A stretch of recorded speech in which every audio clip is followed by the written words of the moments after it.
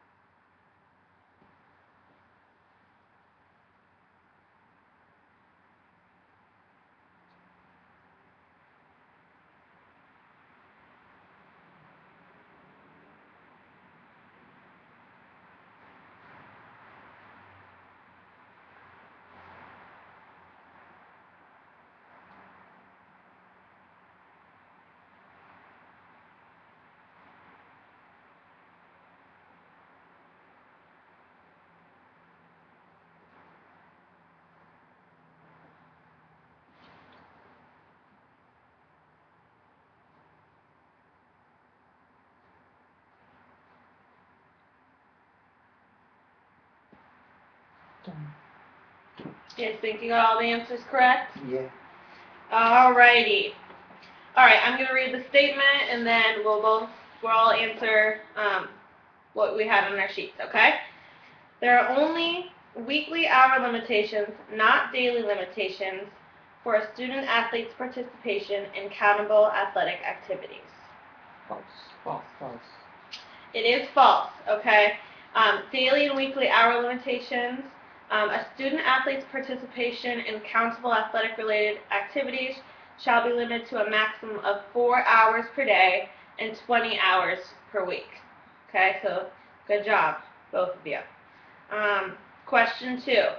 The playing, practice, and competition season for a particular sport is a period of time between the date of an institution's first officially recognized practice session and the date of the institution's last practice session or date of the competition, whichever occurs later. True. That is true, okay? According to Bylaw 17.1.1, the playing season for a particular sport is the period of time between the date of an institution's first officially recognized practice session and the date of the institution's last practice session, or date of competition, whichever occurs later. Would you guys prefer to have the answer sheets in front of you, or you want to just alright. Okay, on to the next question 3. Countable athletically related activities shall not occur between midnight and 5 a.m. True. True. Man, you guys are good. Okay, according to bylaw 17.1.6.6.3, countable athletically related activities between midnight and 5 a.m. shall not occur. Okay? Okay, moving on. Question 4. Working with an athlete on their speed, strength, and endurance is a countable athletic activity. True. It is true. Okay? Countable athletic related activities Countable athletic related activities include any required activity when of athletics purpose involving student athletes and at the direction of or supervised by one or more of the institution's coaching staff, including strength and conditioning coaches, and must be counted within the weekly and daily limitations. Okay, next question. According to bylaw 17.2, Five. I'm sorry, I skipped it over. A compliance meeting held for athletes is a countable athletic activity. False. That is false. And that goes over the same bylaw I just read prior.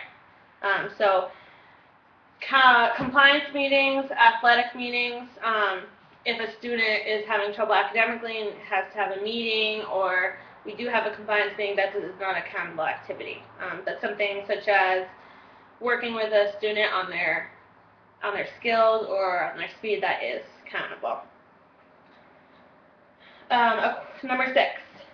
According to bylaw 17.02.12.2, cross country is considered a team sport. True. False. Okay, it is an individual sport, according to 17.02.12.2. So the following are classified as individual sports for the purpose of this bylaw: bowling, women's gymnastics, cross country, rifle, equestrian, women's skiing, fencing, swimming and diving, golf, tennis, track and field, indoor and outdoor track and field. Okay? Any questions so far? In the game of golf, there is an exception regarding time limitations. That is true. According to 17.1.6.1.1, a practice round of golf may exceed the 4 hours per day limitation, but the weekly limit of 20 hours shall remain in effect. Okay? Number 8. There is not a required day off from all countable athletic-related activities during the playing season. False. False. 17.1.6.4. During the playing season, all countable athletic-related activities shall be prohibited during one calendar day per week, except during participation in one conference and postseason championship, and any postseason bowl games or national invitation tournaments, and during participation in NCAA championships. Number 9. An institution is not permitted to extend the playing season to make up suspended or canceled games, including games that determine a conference champion or the automatic qualifier to the NCAA championship. True. True. General regulations for computing playing seasons applicable to all sports. For a make-up contest, an institution is not permitted to extend the playing season to make up suspended or canceled games, including games that determine a conference champion or the automatic qualifier. And number 10. This quiz was way too easy. You know all the answers like the back of your hands. False. Alrighty. Good job with that. I'm impressed. Not you guys know. So I'm going to quickly go through the major points of bylaw 17, okay? If you just bear with me. These are major things that you guys need to know. Coaching here at UConn in Division I. Okay? According to the NCAA Constitution, the time required of student athletes for participation in intercollegiate athletics shall be regulated to minimize interference with their opportunities for acquiring a quality education in a manner consistent with that afforded to the general student body. Accountable-related activities. Required activities with an athletics purpose at the direction of or supervised by a coach, including strength and conditioning coaching. Non-accountable would be administrative meetings, compliance meetings, and activities incidental to participation. Playing season, the first official practice to the last competition or practice. This is the only time official practices can occur. Okay, so we only can have official practices during the playing season. For team sports, the length of the playing season, 132 days, individual, 144, women's rowing, indoor and outdoor track, 156. Okay, so you guys just both would be worrying about the team sports, 132 days. Daily and weekly hour limitations. A week is defined as any 7 consecutive days. Once determined, the 7-day period cannot be changed. A day is defined as a calendar day. Hour limitations, as we went over before, a maximum of 20 hours per week and a maximum of 4 hours per day.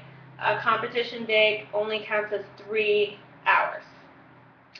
Practice after competition is generally not permitted. Accountable athletic-related activities shall not occur between midnight and 5 a.m., which is what we went over before.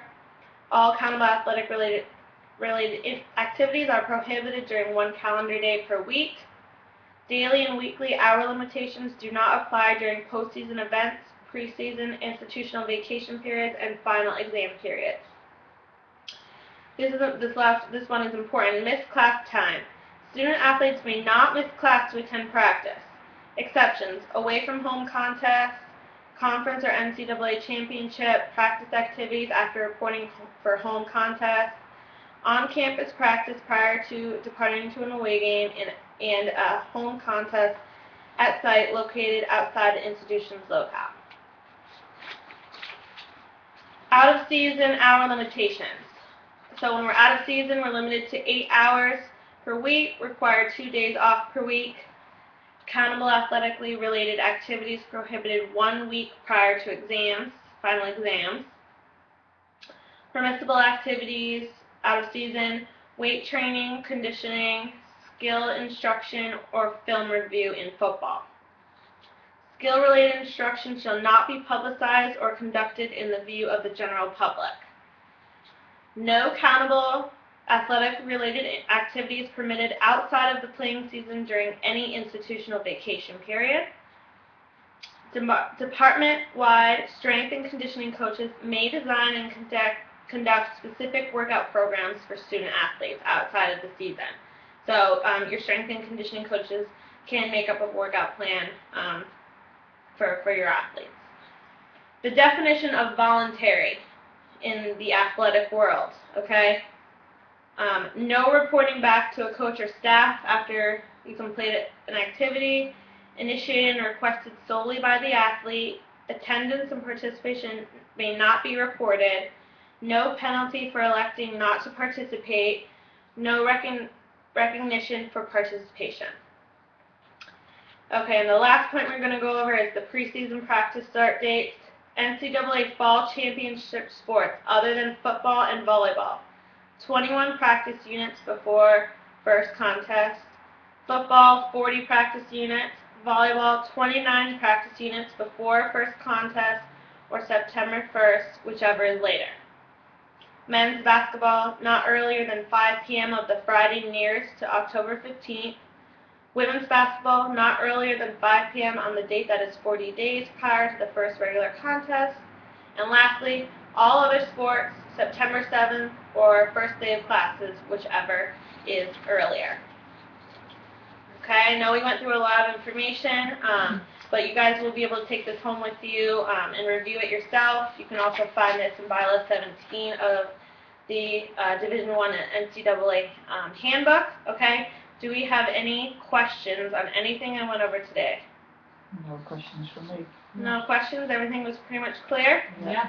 All right, so we will welcome you to the Yukon, and there's a casual lunch down down the hall, and we'll get to meet with the athletic director there. So thank you for your time today. Appreciate it. Thank You're welcome. Thanks.